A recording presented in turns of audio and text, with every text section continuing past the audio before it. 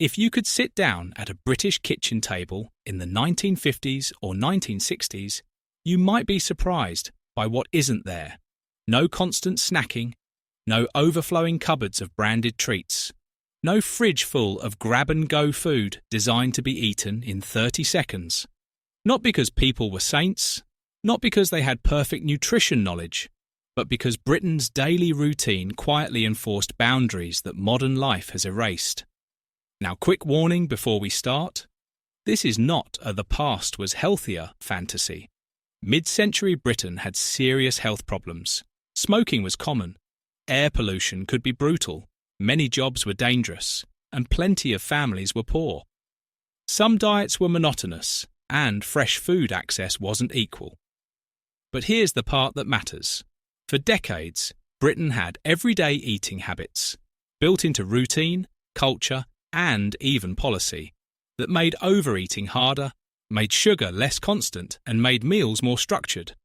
And those habits helped keep average waistlines smaller for a long time, without anyone calling it a diet.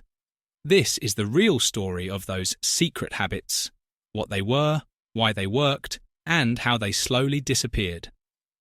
Picture the scene. It's a normal weekday in post-war Britain. Breakfast is simple: toast, porridge, maybe an egg when possible, tea.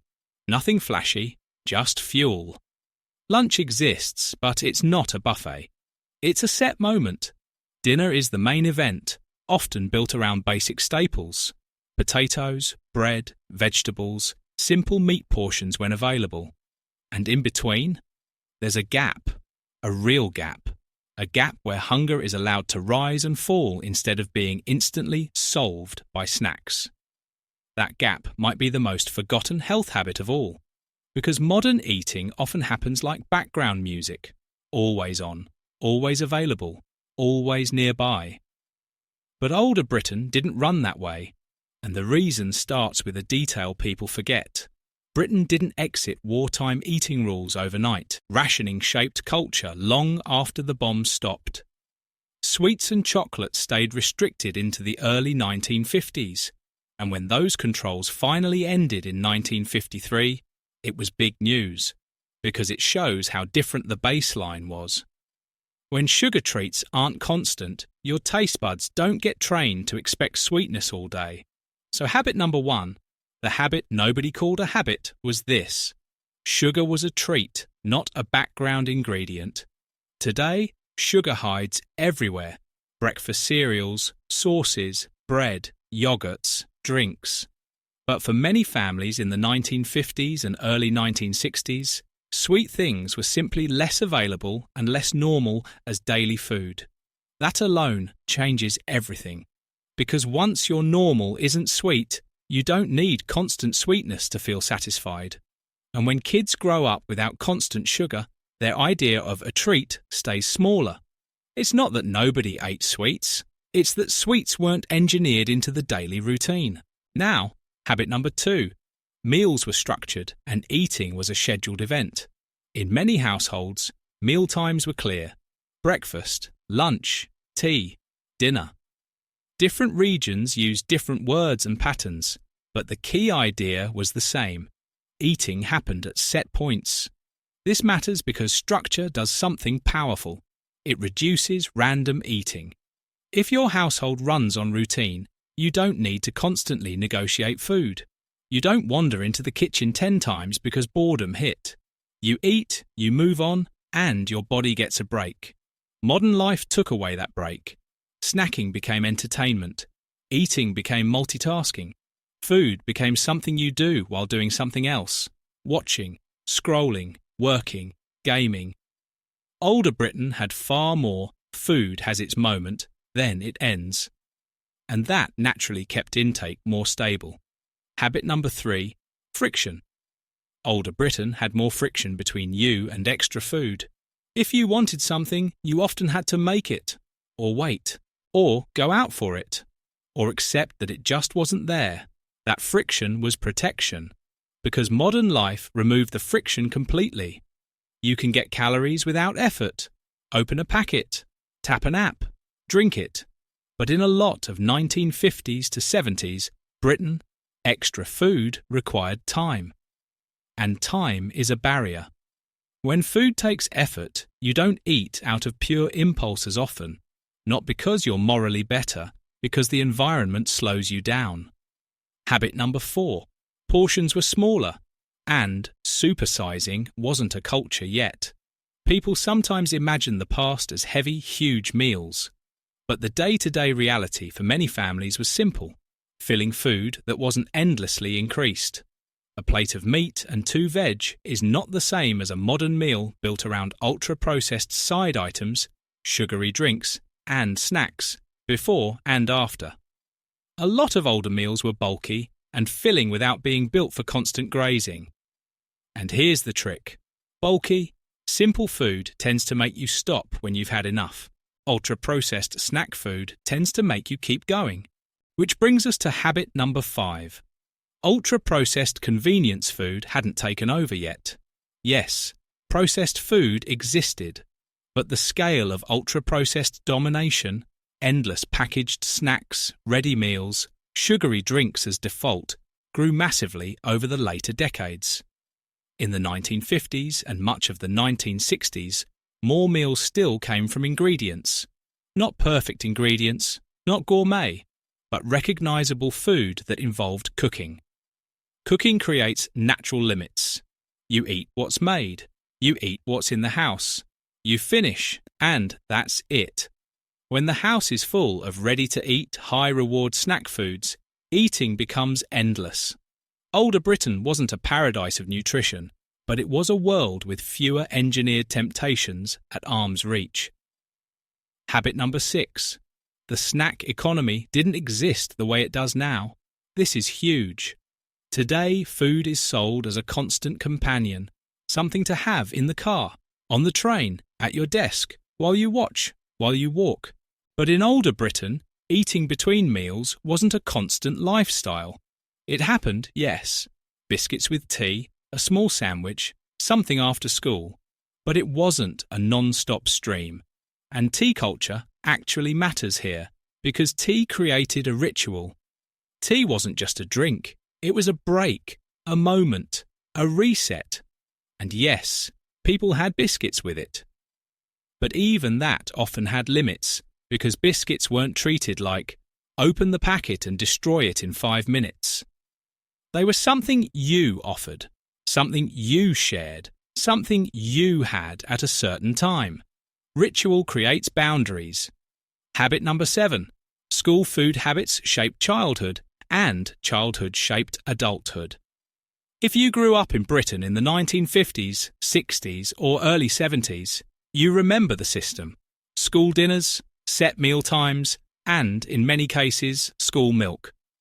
School dinners weren't choose whatever you want. They were structured meals. Not always delicious, but designed to feed kids properly. That meant millions of children ate at least one predictable meal a day. Predictable meals reduce chaos. And the famous school milk era mattered too.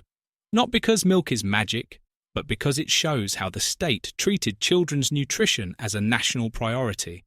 Then, in the early 1970s, changes to free milk became a cultural lightning bolt, because people felt the shift. Childhood support was being trimmed. The point here isn't milk made everyone slim. The point is, mid-century Britain built meal structure into institutions. Modern life pushes food decisions onto individuals with unlimited options. Older Britain pushed structure onto daily life whether you asked for it or not. Habit number 8. Staple foods kept people full for longer. A lot of older British eating was built around staples that do something simple. They keep you satisfied. Porridge, potatoes, bread, soups, stews, beans, seasonal vegetables. These foods aren't glamorous, but they're filling.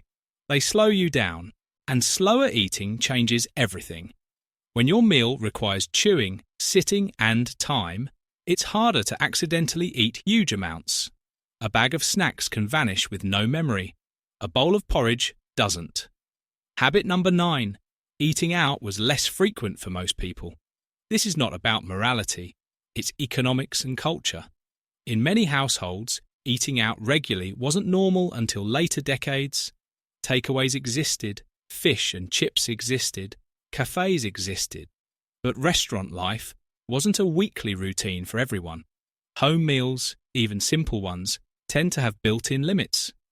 Restaurants and takeaways often push portion size and add extra calories through fats and sugars that make food more-ish.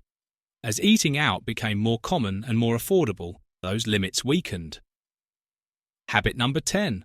Food waste was emotionally unacceptable. This sounds like an old-fashioned lecture, but it shaped behaviour. People who lived close to rationing culture had a different relationship with food. Wasting food wasn't just not ideal, it felt wrong. That had upsides and downsides. The downside is obvious. Forcing kids to clear plates can override natural fullness. But the upside is that food was treated with respect and households planned more carefully. Less mindless buying, less constant snacking, because it's there. And now we arrive at the real secret. The secret isn't one magical food. It's not a hidden recipe. It's not a British superfood. The real secret is this. Britain used to be designed for eating boundaries. Boundaries of time, boundaries of access, boundaries of routine, boundaries of availability. And when those boundaries exist, you don't need extreme willpower to stay within a healthier range. Then, gradually, Britain changed. Supermarkets expanded choices massively. Ultra-processed snacks became cheap and everywhere. Sugary drinks grew. Advertising became more sophisticated. Cars and screens made daily life more sedentary. And food became entertainment. When the environment changes, people change. That's why, by the 1980s, England's obesity rate was still under 10%. And then it climbed fast in the following decades as the modern food environment intensified. Britons didn't have a secret. They had an environment that quietly limited constant eating. And once the environment changed, bodies changed. Not everyone in the past ate well. Some families struggled with real hunger. Some relied on cheap calories and lacked variety. Some kids didn't get enough nutrients. And poverty isn't health. Also, many people smoked heavily, which can suppress appetite but destroys health in other ways. So the past isn't a model to copy. It's a map of what changed. And that map gives you a modern lesson that doesn't require you to live like it's 1955. If you want healthier eating without obsession, rebuild boundaries. Not harsh rules, boundaries. Make meals more structured. Reduce constant snacking. Keep treat foods as treats instead of defaults. Make your home food environment less tempting. Bring back a bit of friction, so eating is a decision, not a reflex. Because the most powerful health changes aren't usually dramatic, they're quiet, they're built into routine. That's what older Britain had, whether people noticed it or not. And that's why, for decades, average waistlines stayed smaller without anyone counting every bite. Not because Britons were stronger, because their world made it harder to drift into constant eating.